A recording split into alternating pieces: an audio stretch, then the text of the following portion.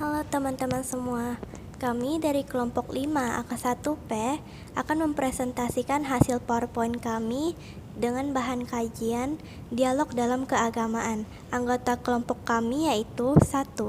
Angelika Lee, yaitu saya sendiri dengan nomor NPM 21613054. Yang kedua ada Erliana Agustin dengan nomor NPM 21613072.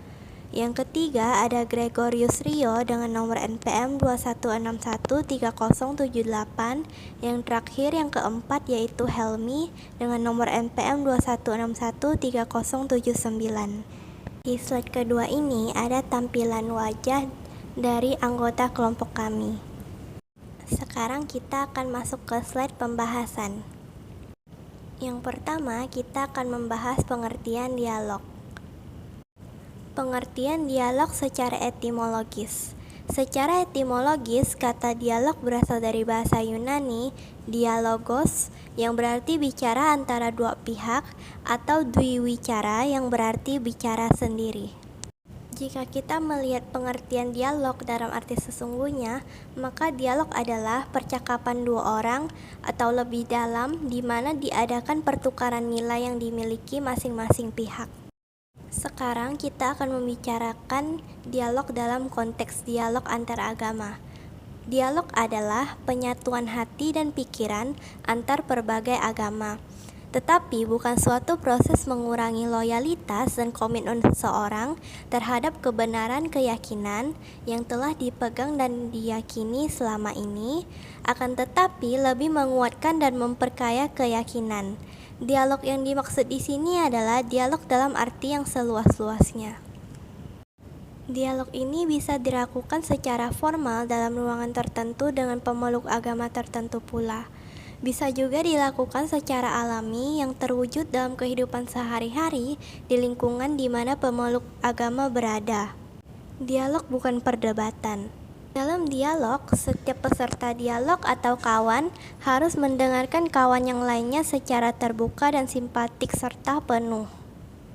Sekarang kita akan masuk ke pernyataan A. Mukti Ali dan pendapat T.H. Sumartana mengenai dialog antar agama. Sebelum masuk ke pernyataan dan pendapat, saya akan memperkenalkan tokoh-tokoh tersebut terlebih dahulu. Yang pertama ada Bapak A. Mukti Ali atau nama lengkapnya Abdul Mukti Ali, merupakan mantan Menteri Agama Republik Indonesia pada Kabinet Pembangunan II. Ia juga terkenal sebagai ulama ahli perbandingan agama yang meletakkan kerangka kerukunan antar umat beragama di Indonesia sesuai dengan prinsip Bhinneka Tunggal Ika atau istilah yang sering dipakainya setuju dalam perbedaan. Yang kedua ada Bapak T.H. Sumartana yang merupakan salah seorang teolog Protestan dari Yogyakarta. Bapak Sumartana dikenal sebagai tokoh yang banyak sekali bergelut dan telah lama malang melintang dalam urusan dialog antar agama sampai akhir hayatnya. Sekarang kita akan masuk ke pernyataan dan pendapat para tokoh-tokoh tersebut. Yang pertama, A. Mukti Ali menyatakan dialog antar agama bukan untuk saling menyalahkan maupun merendahkan antar umat-umat beragama, namun saling membangun dalam rangka kepentingan bersama.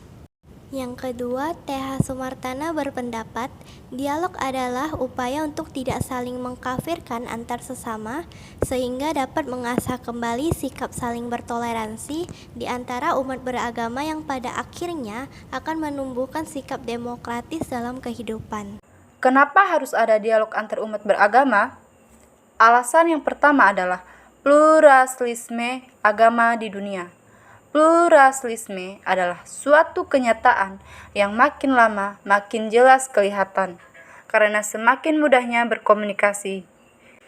Alasan yang kedua adalah dialog antar umat beragama membantu kepada setiap peserta untuk tumbuh dalam kepercayaannya sendiri.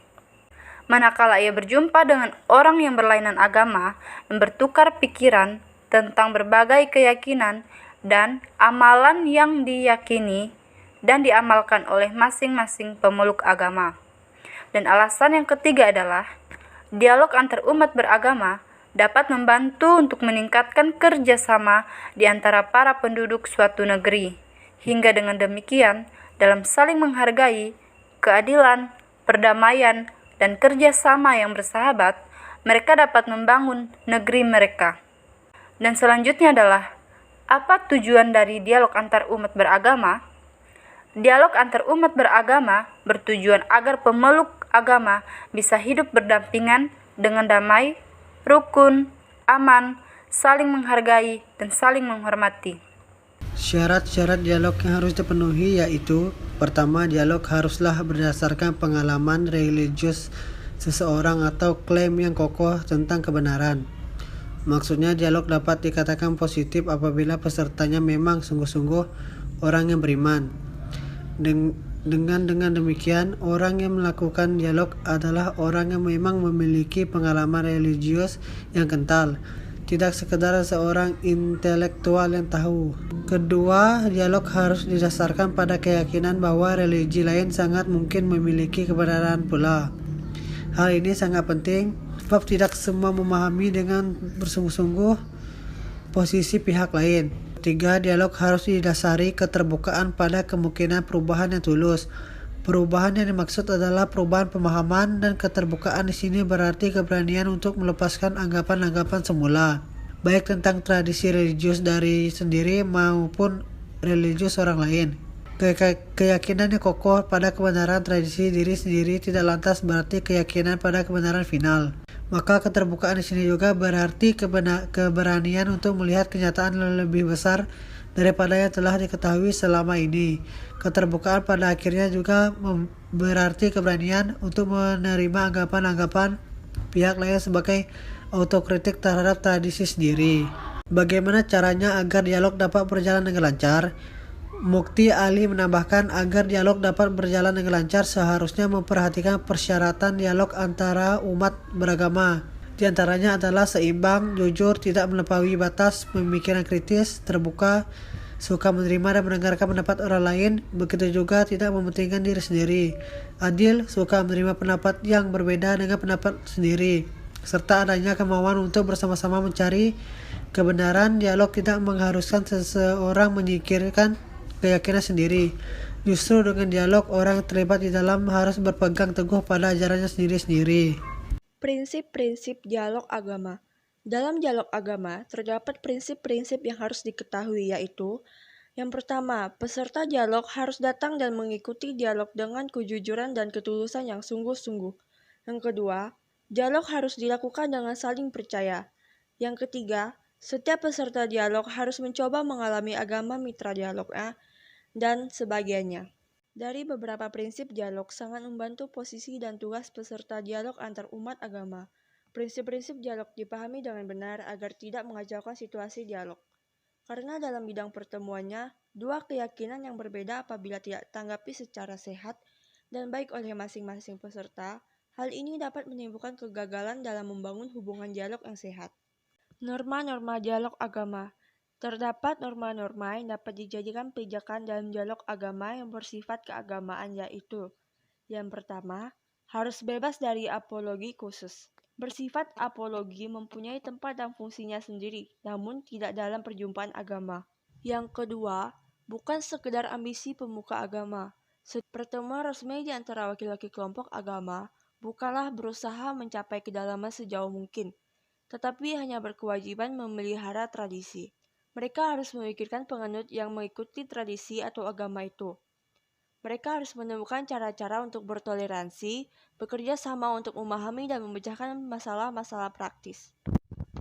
Yang ketiga, perjumpaan agama dalam iman, harapan, dan kasih.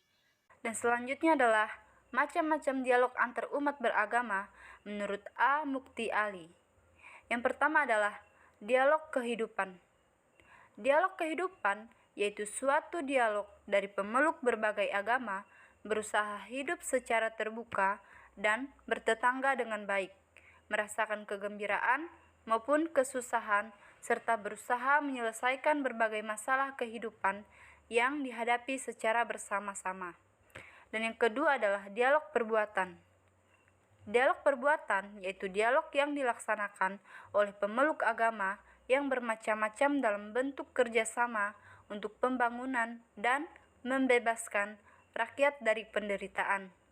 Dialog yang ada di Indonesia termasuk dialog perbuatan, karena semua umat beragama, tanpa membedakan jenis agamanya, berusaha membangun negara dan menghadapi berbagai ancaman secara bersama-sama.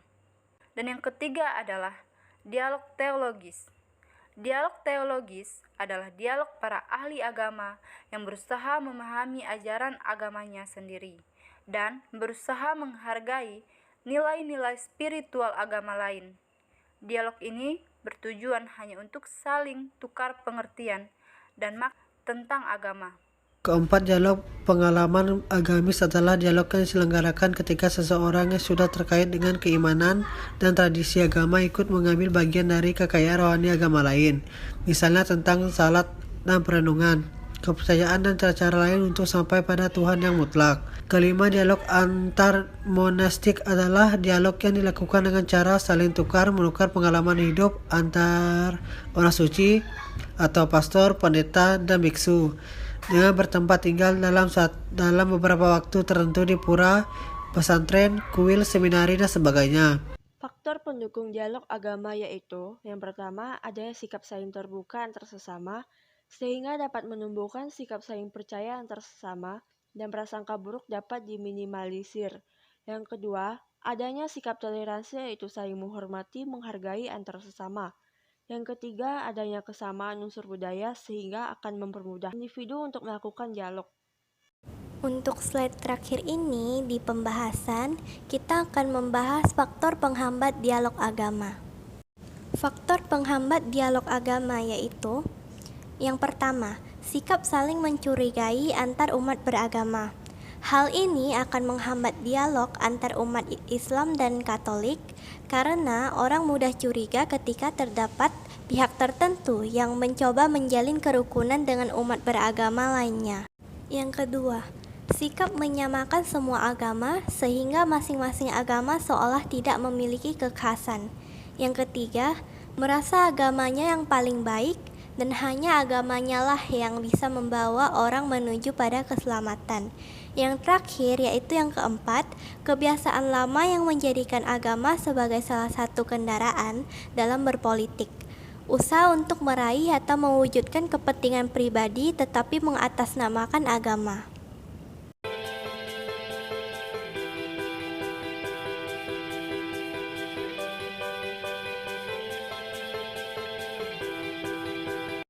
Sekian presentasi dari kelompok 5. Maaf bila ada kesalahan kata maupun kekurangan lainnya di PowerPoint kami maupun presentasi kami. Terima kasih telah menyaksikan.